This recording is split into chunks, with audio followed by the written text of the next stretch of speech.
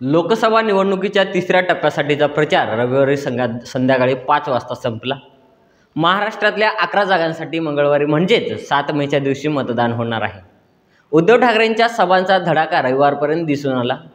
अशातच नाशिकमध्ये उद्धव ठाकरेंना मोठा धक्का बसला आहे।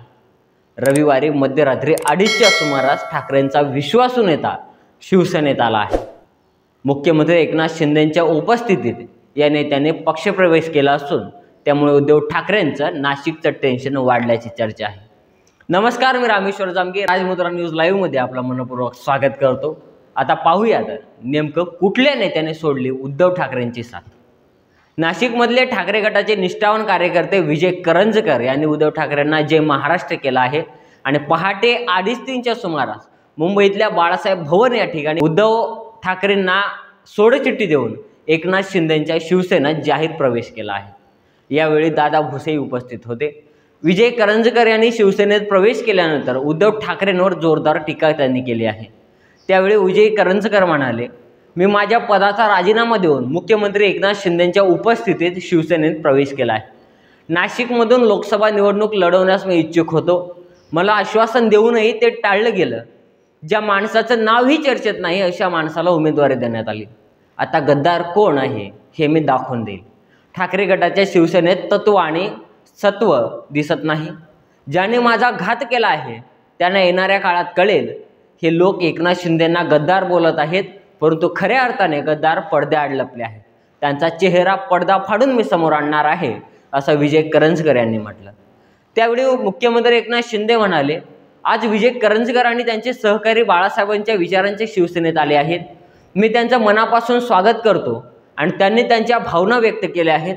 त्यामुळे आमच्यावर जे आरोप करत आहेत त्यांनी जरा स्वतःचं काय चाललं आहे ते बघितलं पाहिजे आणि आत्मपरीक्षण केलं पाहिजे।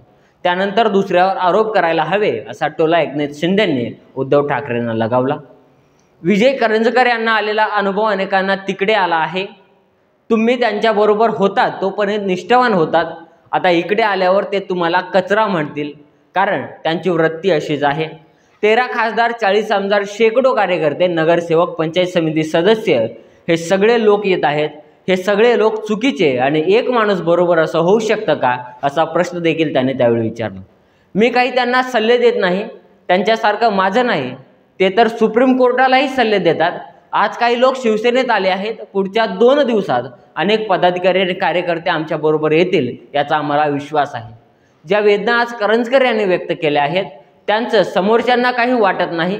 मी आणि माझं कुटुंब एवढीच मर्यादा असलेल्या व्यक्तीकडून नेमकी अपेक्षा तरी काय ठेवणार, असे एकनाथ शिंदे यांनी म्हटलं आहे।